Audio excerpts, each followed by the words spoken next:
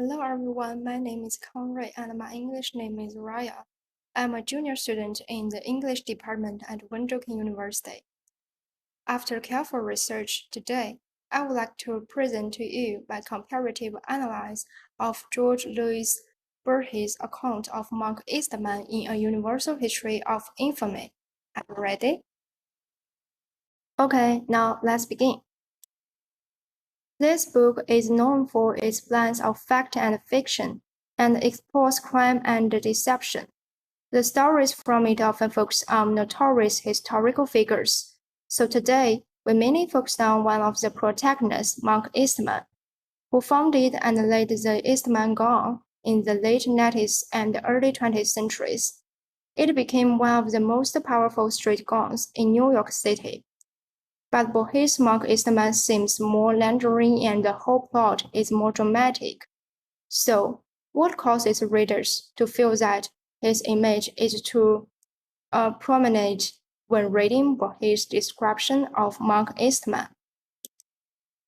Through my research, Borges used fabrication and entries as literary unique techniques to challenge traditional literary narratives, leading to the mythic dramatic portrayal of Monk Eastman, resulting in reshaping readers' understanding of history and entries.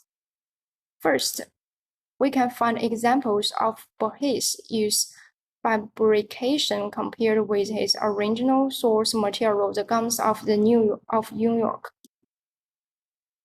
The first obvious example of fabrication is the press list. By comparing the original text, we can find that the things Monk Eastman mentioned in the above passages, such as participating in prostitution, gambling, etc., are all true, but there is no way to verify this press list. So this is obviously a fabrication by Borges.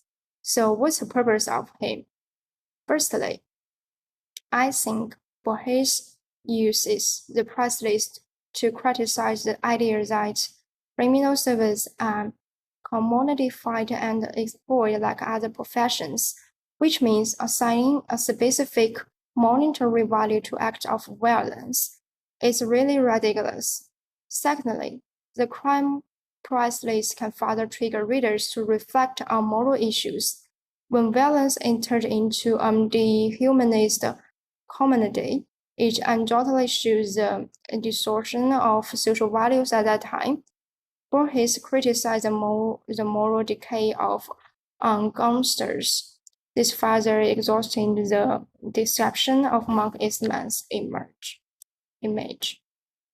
And about comparison, we can find another fabricated plot is that Monk Eastman beat an innocent man just because he wanted the fifth notch.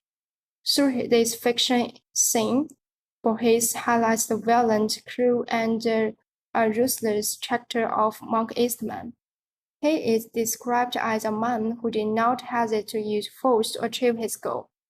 At the same time, I think this fictional plot is a mysterious tone to the image of Monk Eastman.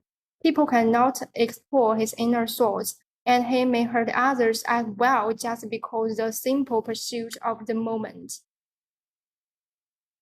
And secondly, let's compare Borges' description of the Rivington Street gunfight with the description on the Tenement Museum official website. In the description of the Tenement Museum, we can say, in the end, only 2 men died from the event. That is to say, although the fair fight was fierce and many people were injured, only 2 people died. However, in Borges' account, he mentioned that during the shot, 7 critically wounded men, 4 corpses, and 1 dead pigeon. So comparison here, we can again find Borges dishonest. And in particular, he specifically emphasized that there was a dead pigeon. According to Daniel, Borges wanted to use the dead pigeon to remind readers of Eastman's kindness towards his pet, who accompanied Eastman everywhere he went. We often think of pigeons as symbolizing peace and friendliness, which contrasts sharply with Eastman's life as a criminal gangster. The repetition of pigeons in the story humanized Eastman to a center extent, and this suggests that beneath his criminal surface there may be tenderness and compassion. But his poetry here is to the complexity of his character. And third, finally, let's compare Burge's description of Mark Eastman's ending with Troy John Eastman's. In Troy John Eastman's book, he cited the New York Times account of Mark Eastman's death and his ending. Let's look at the time first. The New York Times News records that the time of death was December 26. However, in Borges' description, it's Christmas. That is, Borges once again dishonest. According to Valinda, at times Borges builds on and remarks the given data with a will to tending and stressing the main lines of his narrative. We know that Christmas is an important and universally recognized holiday that symbolizes peace and happiness.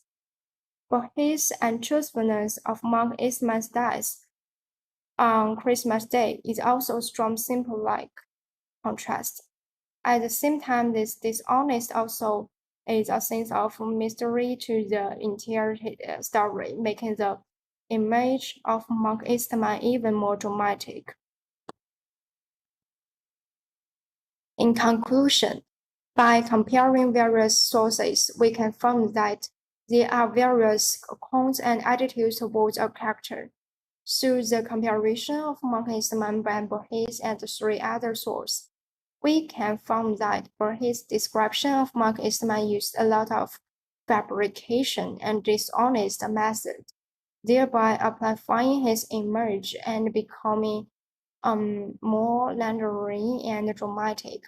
Therefore, readers are also warned that when understanding a character, we are required to obtain evidence from multi-authoritative sources and maintain a truth-seeking attitude towards history and truth. And here is my bibliography. Thank you for your listening.